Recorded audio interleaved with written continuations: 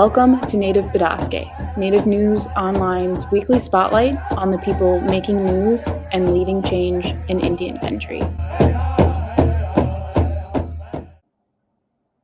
Welcome to another episode of Native Bidaské. I'm Levi Rickert, the host for today, and I am the founder, editor of Native News Online.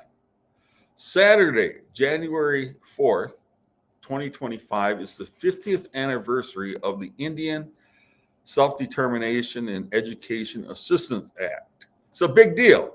And so we're bringing on an expert, good friend of mine, Dr. Aaron Payment, and he has a lot of accolades, but he's a tribal citizen of the Sault Ste. Marie tribe. He served in many capacities for his tribe and at a national level, including the first vice president of the National Congress of American Indians. He is currently a member of his tribal council. They call it board of directors up there, Sault Ste. Marie. Yeah. Welcome, Aaron. How are you? Good. Hey, I'm here because I was told there would be fry bread. I love that. I love it. So I trust you had great holidays. And hey, this 50th anniversary is a big deal. I mean, I want to kind of even go back to what it was like prior to the act, and then where we are now, and maybe even look in the future. But you really have a lot of expertise. You've done a lot of work around this subject in your research and your studies, correct? Yeah. So part of it's recollection because it was enacted in 1975, and I was 10, so that makes me almost 60 years old. But I'm a high school dropout, and I had the right opportunities at the right time. Upward Bound and Indian education, tribal education director support, and got my GED, went to college and got my bachelor's degree and my master's in public administration. Then I was in public service for 22 years, and then left office for a little bit, and then went back and got my 2 more master's degrees in education and a doctorate degree. And I did that because, I noticed that while I was advocating for Indian education at the federal level, missing my doctorate behind my name, I made a difference. And once I got that degree, members of Congress, senators, reps, and the administration listened a little more closely.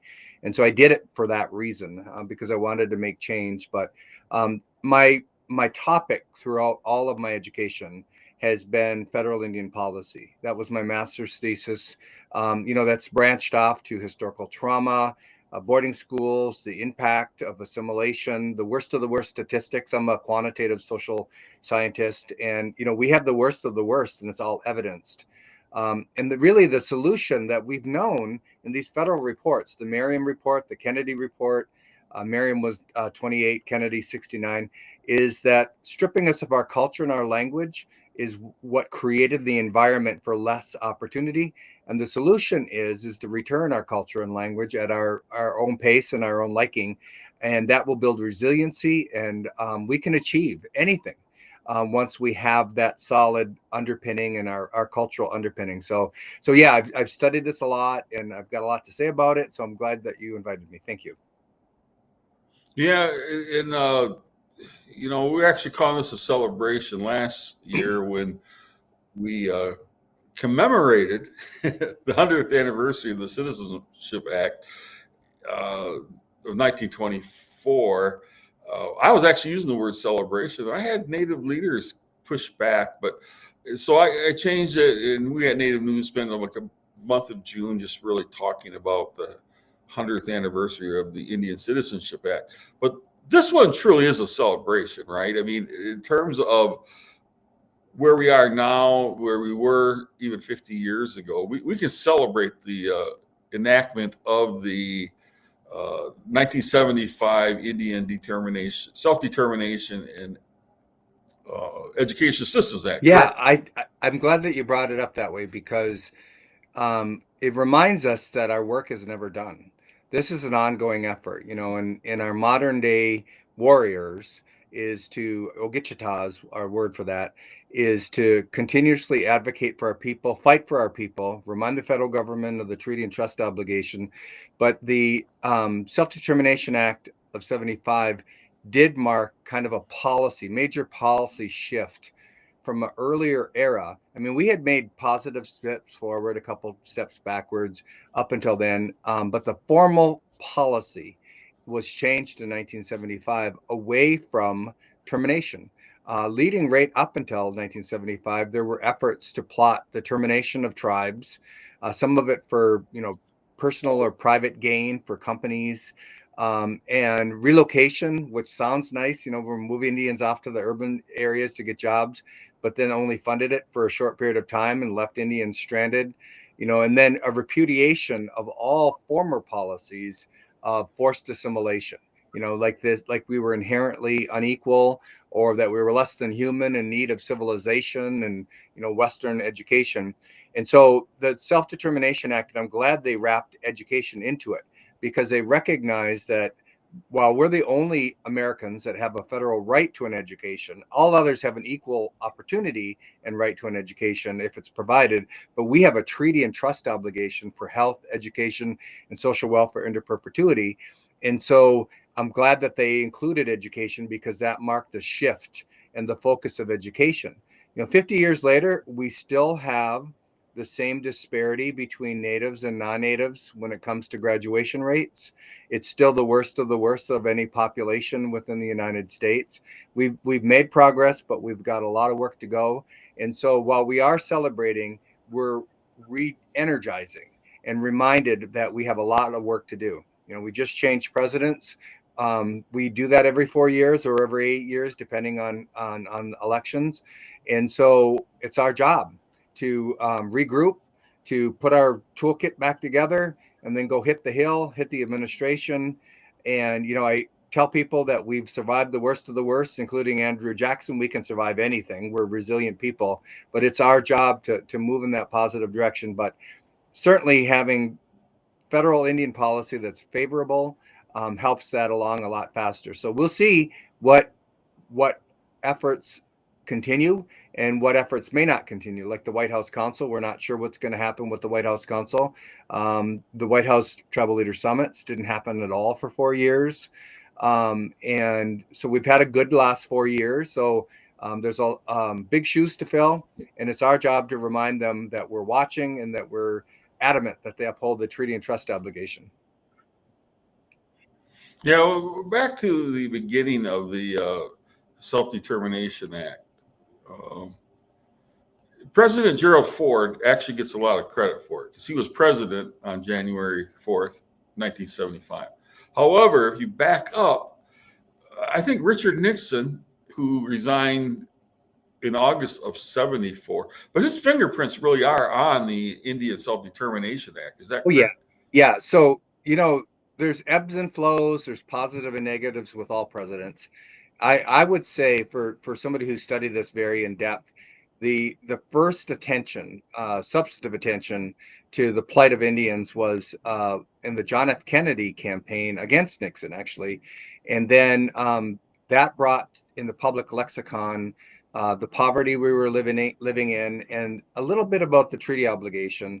And then flash forward to Bobby Kennedy as a candidate, visited reservations, and he made it his war on poverty. He made it his platform to address the worst of the worst. And Pine Ridge still has one of the worst economic opportunities of any community. And so he brought that to light. And then Johnson and the Great Society programs, enacted along with Congress, social safety net programs to bring people along. So, there was this movement towards social safety net. And then Nixon and then, and Ford get the credit, really. But, each president has a choice. They have a choice to either honor and support the propulsion forward and the progress forward, or not. And in this case, Nixon was president during the BIA building occupation. Some call it the American Indian Movement occupation of the Department of Interior. And that brought to light a lot of the needs in the federal, in the Hill. The Hill reported on it. And Nixon negotiated with the tribes and actually gave resources to tribes and started a dialogue. That was in 1972. And then crystallized that dialogue to really kind of move the needle forward on federal Indian policy, and that was the culmination of the Indian Education and Self-Determination Act. Yes, and I after President Carter passed away on Sunday, I was doing some research, and we wrote a story. And he was running for president in 1976, a year, almost 2 years after the signing by President Ford of the 1975 Indian Self-Determination in the Education Act. And he basically took a hands off, where he didn't have a lot of policies. Unlike you and I, we've done a lot of discussions about President Biden. He by far has probably been one of the presidents who's given some of the most attention. But I guess back when Carter was running for president, he sent some people over to talk to the National Congress of American Indians. And they basically said, we're not going to do anything with the Indian Self-Determination Act.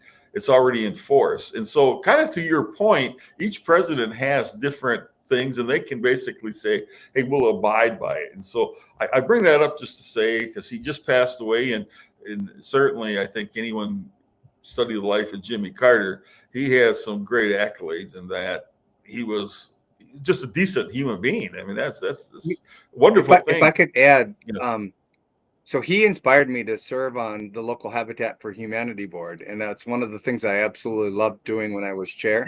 But one of the things I do know that he was engaged in is, so there's congressional action and laws are passed, and sometimes there's full implementation, sometimes not so much. But what I do know, one of the things that President Carter did in 1977 was he invited some talent to DC to serve in the first legal office to advise the White House on treaties and the trust obligation. And I won't name them, but one of the attorneys was a former attorney for my tribe in UP Legal Services, a non-native person, and his ex-wife also, who is the attorney for Bay Mills Indian community, Candy Tierney. And they were two of the attorneys that were recruited to go work in Washington, D.C. They worked there for 2 years, and then Reagan was elected, and then Reagan gave his famous speech in Russia that basically suggested there was no issues in Indian country at all. But what they did in the short period of time that they had was to coordinate the solicitors across all federal agencies that work with American Indians to understand the treaty and trust obligation. And, that has a role with our fishing rights, honoring our fishing rights in the federal government as our trustee. So, she's elderly now, and I want to recognize, Catherine Tierney and other attorneys that went, some were tribal as well, that went to DC under the Carter administration to provide the blueprint for federal Indian policy steeped in Indian law. I like that history. And hey, let's backtrack a little bit. Is self-determination in Indian country the same thing as when we refer to self-governance? Is it the same thing? I think it's evolutionary on a continuum. That's the way I would describe it. So self-determination was a huge breakthrough. And before that, you and I are old enough to remember a little bit of it, but those that have been around even longer, the federal government at one time administered all of our programs and services. And I can remember education being administered by the local BIA because my tribe wasn't recognized, and we didn't have capacity for, until gaming came along and we had our own resources to build our own capacity. And so, the implementation from the BIA in the past has been very paternalistic. You might call it Indian maternalistic right now with Secretary Haaland, but very paternalistic and knowing better for us what our needs are. And often not very flexible to what our needs are. So self-determination was not only a repudiation of formal federal Indian policy, it was also of that ideology that somehow the federal government knew better. The Great White Father and Indians as children and wards of the state. And so self-determination was a ideological shift forward that we could operate our own governments.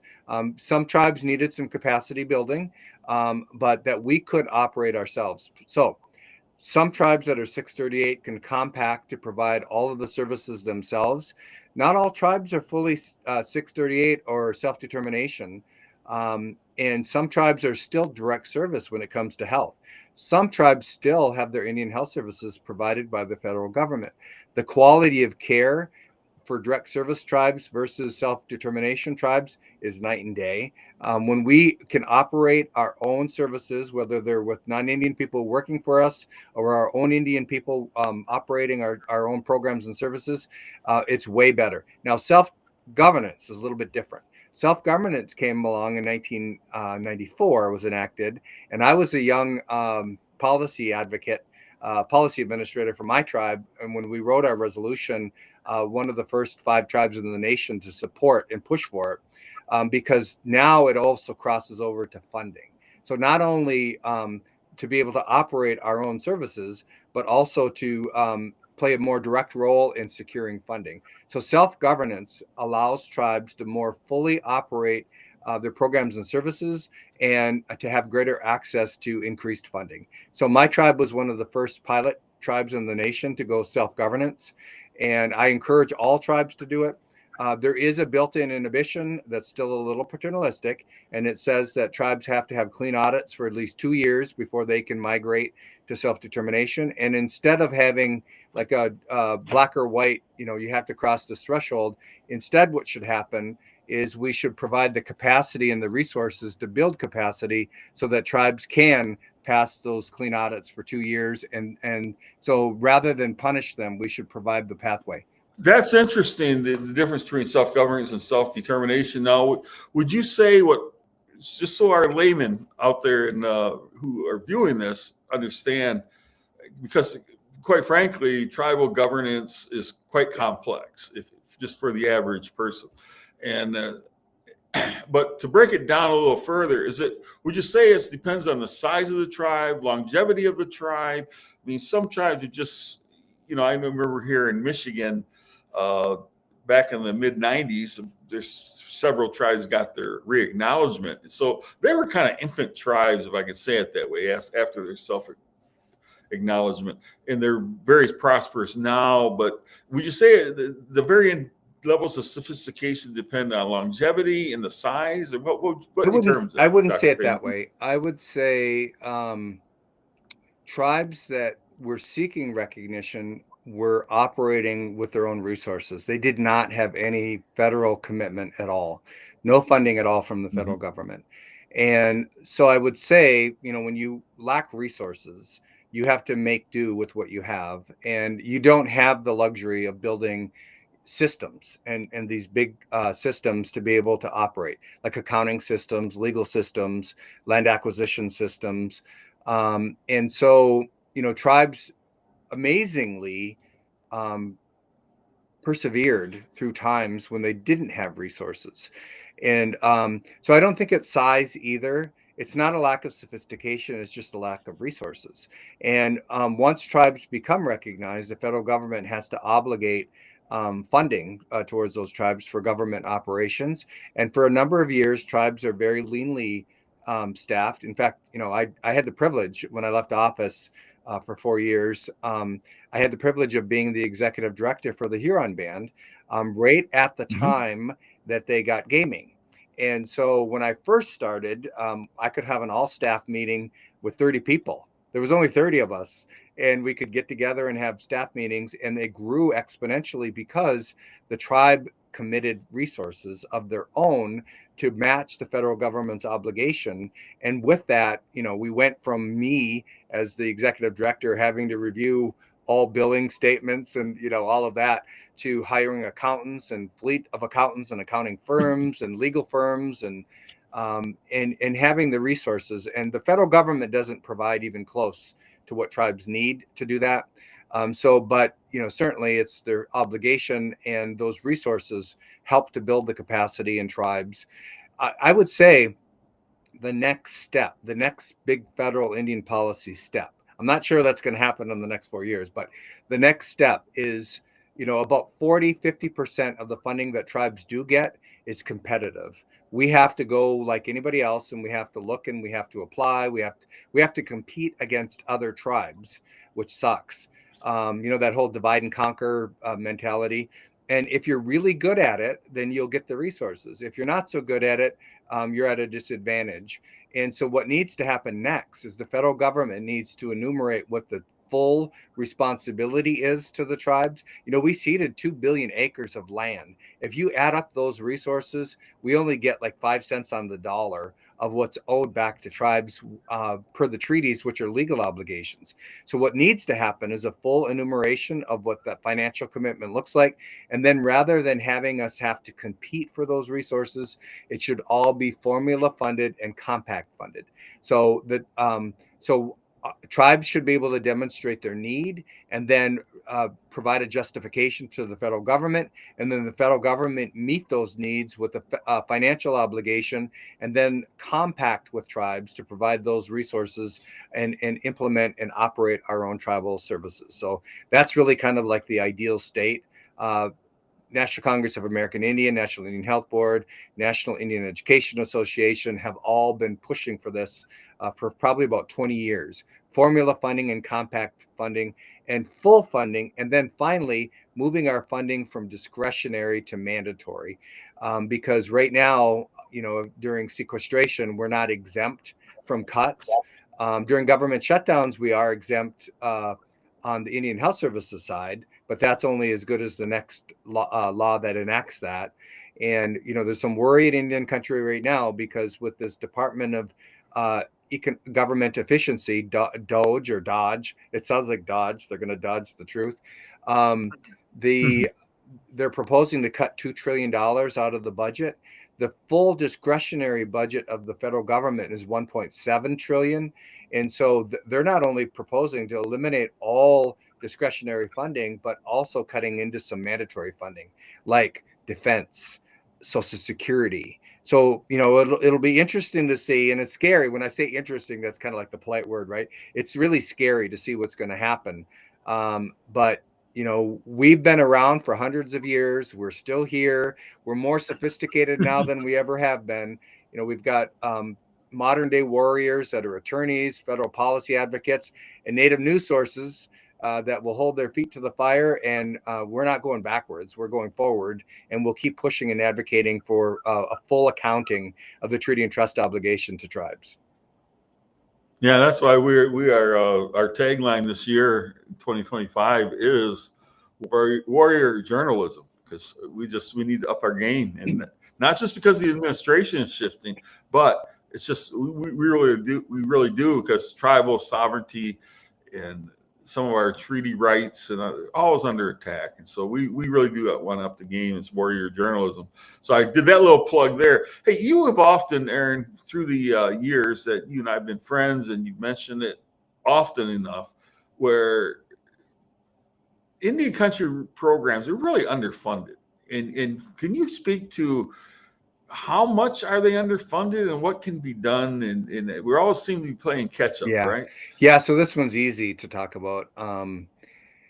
So the worst example, or the best example, I guess, the best numbers that we have is right now, the way Indian Health Services is provided is we get an annual funding agreement amount, and that's based on your service area only.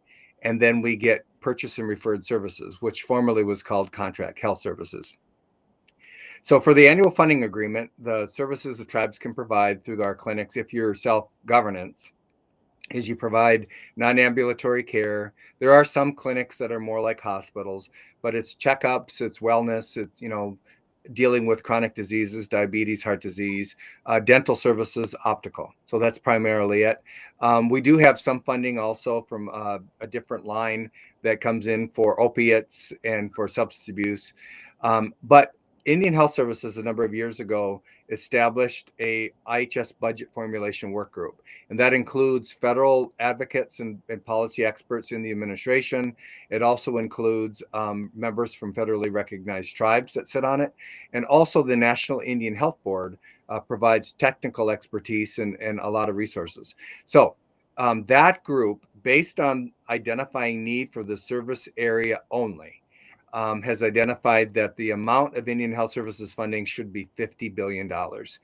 We were successful under the Biden administration to move up by up to $9 billion, which is almost $1.5 billion more than before Biden was president. But even then, we're still at only 1/5, not even 1/5 of the total identified need. So no matter who's president, whether you have a president that's an advocate or not so much, we're way underfunded on what our need is. Now, let me explain the service area for my tribe. Okay, so here's my Michigan map, right? So 2/3 of my people live in Michigan. Sioux tribe enrolled members live in Michigan. 1/3 live outside of Michigan.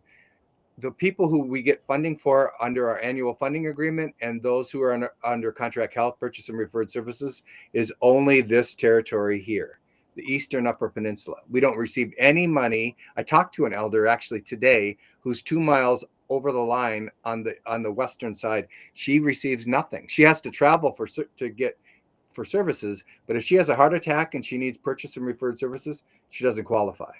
We don't receive any money for the members who drive across the Mackinac Bridge, 5 miles across the Mackinac Bridge, who live in Mackinac City or Sheboygan. They receive nothing. We don't receive any money from them at all. Now, we will see our elders if they travel up to one of our clinics to be seen. But the numbers that I told you for the 50 billion, that's based on the service area population of tribes only, which means 2/3 of my people aren't even included in that statistic. And for the rest of the tribes across the country, they're not included in that statistic at all. So when I did work for the National Indian Health Board after I left office, we applied for a Ford Foundation grant. And right now, National Indian Health Board is enumerating what the need is beyond just the service area. So we need a better accounting of what that need is. I'm going to guess that number is going to approach probably $75 to $100 billion annually of what that funding, healthcare funding should look like. And one avenue to fulfill that would be to eliminate the means test to sign up for the Affordable Care Act.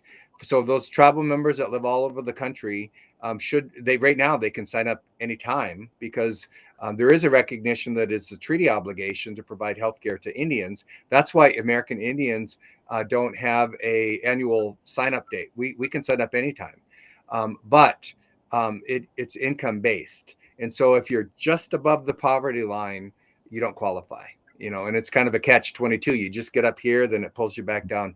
And when we provided 2 billion acres of land in exchange for healthcare, that should not include a means test. So the Affordable Care Act, we don't know what's going to happen. Trump has said that he's got concepts of a plan. He's been saying that for more than 8 years now. The Speaker of the House has mentioned that there's, he slipped and mentioned that there's a plan to repeal and replace. So I'm a little worried about that. But assuming that somehow we make it through and it's not seen as some liberal notion, but a treaty and trust obligation, maybe the Affordable Care Act will provide for full health care for Indians no matter where they live. That's a good answer. And we're hopeful. Hey, we just about out of time, but can you, in 2 minutes or less, with the outgoing Biden-Harris administration coming up on the 20th, that means our secretary, the Interior Secretary, when I say our, she's the first Native American to ever serve in a presidential cabinet and secretarial role. Deb Haaland is leaving office. Aaron, what do you think things she should be remembered for at the Interior Department? So I would say, first of all, I'll admit she's my good friend, and she's been my friend for a long time. And there's some special moccasins to fill, right? She's a runner too, so I don't know if you knew that, but she ran the marathon within the first 6 months of being our Secretary of Interior. She's the first cabinet member as an American Indian, and she wears her heart on her sleeve. One thing that I'll always remember is how she gets emotional and choked up when she's talking about our ancestors and our future, because it means so much to her. We love her. She's done so much.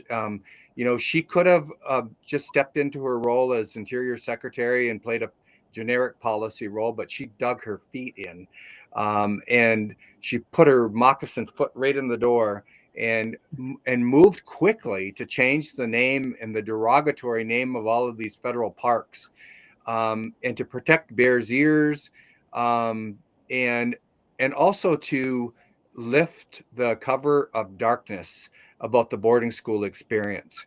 That was her. The impetus was her. And then she had a great team member in Brian Newland who brought it to fruition in volumes 1 and 2 that admitted and in detail, not just a generic apology, but in detail what the federal government did in federal policy that really explains why we have the worst of the worst outcomes today. So that's the first step. The next step is to implement, to fund programs and services to ameliorate and erase the impacts of forced assimilation. And so I will always remember her speeches about her standing on the shoulders of her ancestors, and the future generations will be able to look back at Deb Haaland and know that she's got strong shoulders that we can stand on for our future. No, thank you for that. And she certainly has been a friend to me and to Indian country. And I, for one, will miss her. So, and to our viewers, we've been talking to Dr. Erin Payment, tribal citizen on the board of directors, tribal council up at the Sault Ste. Marie tribe here in Michigan.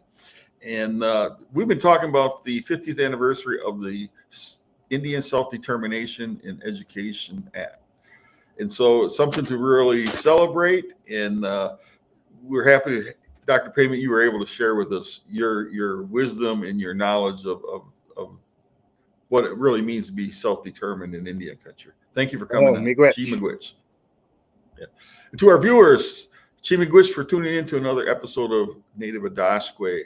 We'll be back next week with another special guest. In the meantime, take care of your loved ones. Young ones, take care of your elders. Give them hugs. And elders, be kind and teach those good teachings that need to be taught to our young ones so they know how to conduct themselves in a very good way.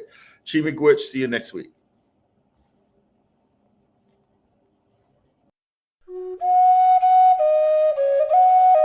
If you appreciate what we do here at Native News Online, we invite you to donate to support our continued work covering Indian country. You can scan this code with your smartphone or go to the link located below this video to donate today. We greatly appreciate your support. Please be sure to subscribe to our YouTube channel and follow us on Twitter, Facebook, and Instagram. And be sure to scan this code or go to the link below to subscribe to our newsletter. Thank you for joining us today, and please be sure to join us again next week for another episode of Native Bidaské. Miigwech.